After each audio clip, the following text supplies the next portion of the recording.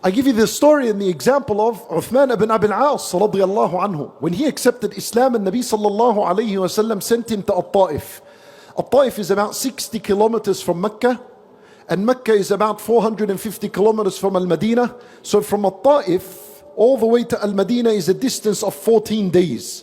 One day Uthman ibn Abi al-As, Nabi sallallahu alayhi wasallam sent him to At-Ta'if to lead the Muslims there in prayer and teach them their deen, because they were new, they had no clue how to pray and how to worship. So he was there, he was teaching them. And he became distracted in his salat.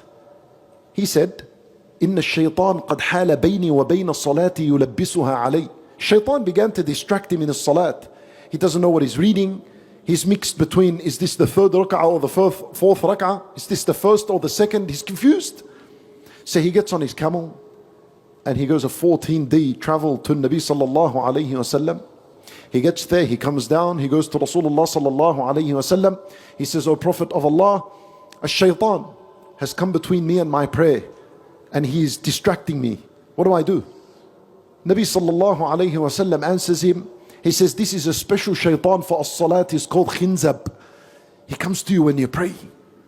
So if he comes to you when you pray, spittle to your left 3 times, wherever you are in the prayer,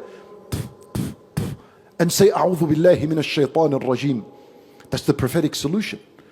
He took this piece of information, got back on his camel, and went all the way to At-Ta'if, another 14 days. 28 days of travel, just so he can look after his soul. People travel days and days to put a hair in his head. And those in the past would travel to see how he can get closer to Allah Azza wa Jal. And I'm not saying anything about hair transplants. It's permissible, no problems. But I'm just, look at the comparison. Look at the difference. They understood that the only thing that's going to benefit me on the Day of Judgment is a pure heart, a pure soul. So it's alright, it's worth it. 28 days of travel to see how can I refine my salat, which will purify my heart and my soul. He said he went back to At-Ta'if and he began to implement that prophetic solution. He said soon after, فَأَذْهَبَهُ اللَّهُ عَنِّي.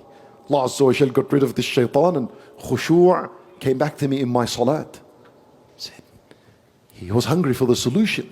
He wanted to purify his heart and his soul. It came to him.